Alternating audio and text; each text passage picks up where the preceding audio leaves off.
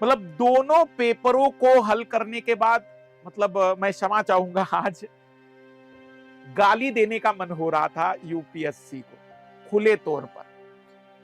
उसका कारण ये था कि हम क्या चाहते हैं भाई, क्या विद्यार्थी से ढूंढना चाहते हो।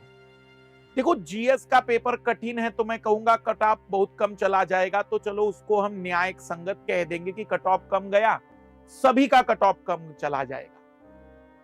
लेकिन इस पेपर का लेवल आप इतना कठिन करके क्या साबित करना चाहते हैं? मतलब मैंने पिछले 12 वर्षों में पेपर सॉल्व किया है, पिछले 12 वर्षों से सीसेट का एक एक पेपर हल किया है मैंने, और मैं 2011 जब सीसेट आया था तब से सीसेट पढ़ा रहा हूं। और ऐसा नहीं कि मैं केवल सीसेट पढ़ाने वाला मास्टर रहा हूं, मैंने कैट के विद्यार्थियों को जब प्रिपरेशन करते थे तब भी पढ़ाया है मैथ्स, मैंने एसएससी बैंकिंग वाले विद्यार्थियों को भी मैथ्स पढ़ाया है, मैंने हवलदार की तैयारी करने वाले विद्यार्थियों के 2 बैच में रीजनिंग पढ़ाया है। तो मेरा थोड़ा अनुभव रहा है डाइवर्सिफाइड।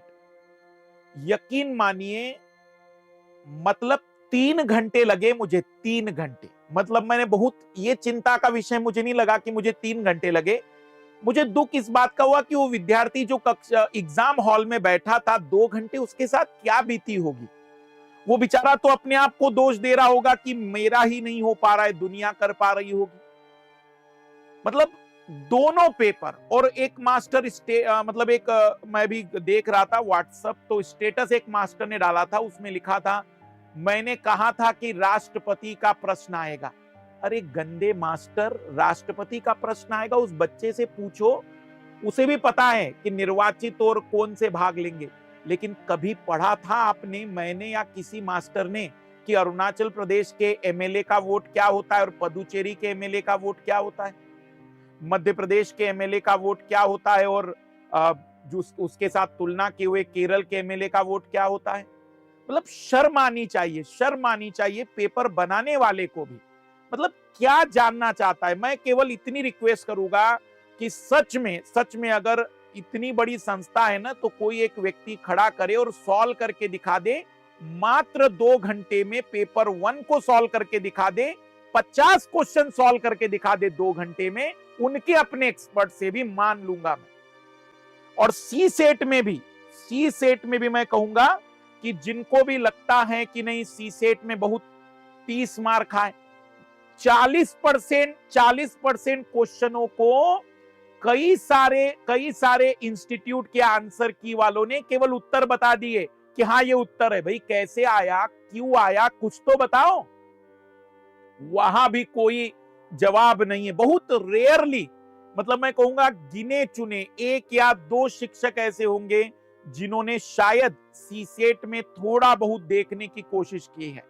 क्या चाहते हो, मतलब आप क्या चाहते हो, कैसा आईएएस अधिकारी आपको चाहिए? क्या आप एक ऐसे व्यक्ति को आईएएस बनाना चाहते हो जो साइंटिस्ट होगा, जो वैज्ञानिक होगा? रियल में भयानक पेपर है। मतलब मैंने अपने 12 साल में न जाने कितने मैथ्स के डाउट सॉल्व किए होंगे, कितने मैथ्स और रीजनिंग के क्वेश्चनों को देखा होगा। 4 क्वेश्चन मैंने गूगल किए, उनमें से 1 क्वेश्चन के गूगल पर उत्तर है, 3 का तो गूगल पर भी उत्तर नहीं है। मतलब मैं ये कहूंगा भाई, निश्चित रूप से आप लोगों के साथ खुले तौर पर अन्याय है, और ये गंदगी है। मतलब अन्याय क्या कहूंगा मैं। देखो, आपको कैट की बात अलग होती है, आपको एमबीए के लोग तैयार करने होते हैं तो बात समझ में भी आती है। आपको एक ऐसा व्यक्ति चाहिए जिसकी एक समझ अच्छी हो, अंडरस्टैंडिंग अच्छी हो, जिसके पास बेसिक नॉलेज हो।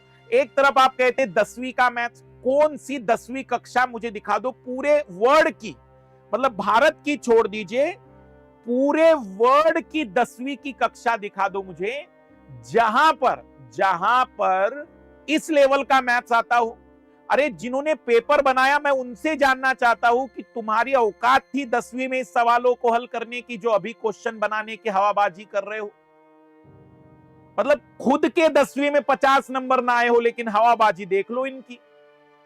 भयानक पेपर है भाई। मतलब मैं बहुत ही नाराज हूं इस बात से कि क्या चाहते हैं।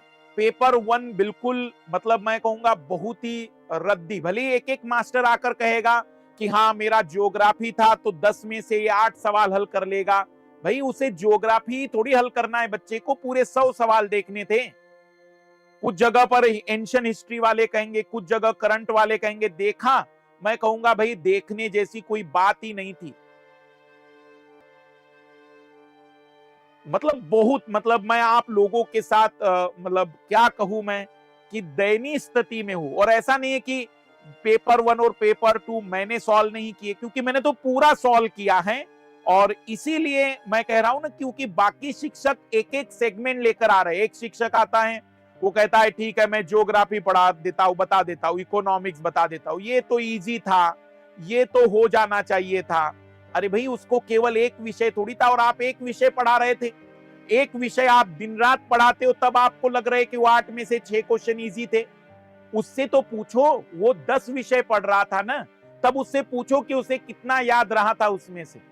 भयानक दयनीय पेपर था। और ऐसा नहीं कि केवल एक, दोनों पेपर बहुत दयनीय। मतलब मैं खुले तौर पर कहूंगा कि भत्सना होनी चाहिए, आलोचना होनी चाहिए। और मतलब इतना गंदा लेवल नहीं होना चाहिए। भी परीक्षा, अगर आपको क्रिकेट मैच का लुत्फ लेना है या आपको कोई भी कंपटीशन का लुत्फ लेना है तो आप लिबरल होकर उसे मौका दीजिए ना अपनी शक्ति प्रदर्शन करने का। ये कौन सा मौका है आप नियमों पे नियम लेकर आ जाएंगे? तो मैं खुले तौर पर कहूंगा बिल्कुल घटिया व्यक्ति होगा, निम्न स्तर का व्यक्ति होगा, बहुत ही मानसिक रूप से प्रताड़ित व्यक्ति होगा जिसने भी इस तरीके की हरकतें की होगी। और मैं पूरी तरह से केवल और केवल विद्यार्थियों के साथ हूं, क्योंकि सच में क्योंकि मैंने दोनों पेपर सॉल्व किए भाई। मैं कोई एक सेगमेंट और एक 10 सवालों का सेगमेंट लेकर उतरा हुआ व्यक्ति नहीं हूं। आप पूरा पेपर सॉल्व करके देखिए, तब समझ में आता है कि सच में पेपर कितना गंदा है। और 3 घंटे सॉल्व करने के बाद भी अभी 8-9 क्वेश्चन मैं आपको ऐसे बताऊंगा कि देखो भाई इसका उत्तर मैं एग्जैक्टली अभी नहीं बता पा रहा हूं, क्योंकि अभी मुझे और पढ़ना पड़ेगा उसके लिए। कुछ जगह पर क्या कर सकते हैं, मतलब हाथ बंध जाते हैं कि कुछ भी नहीं। मैं तो कहूंगा कि ये नहीं सही, न्याय नहीं है, बिल्कुल भी न्याय नहीं है। न्याय होना चाहिए जहां कंपटीशन के लिए चीजें बेटर तरीके की आनी चाहिए। बट ये चीजें बहुत ही खराब है, बकवास है, ये बकवास है।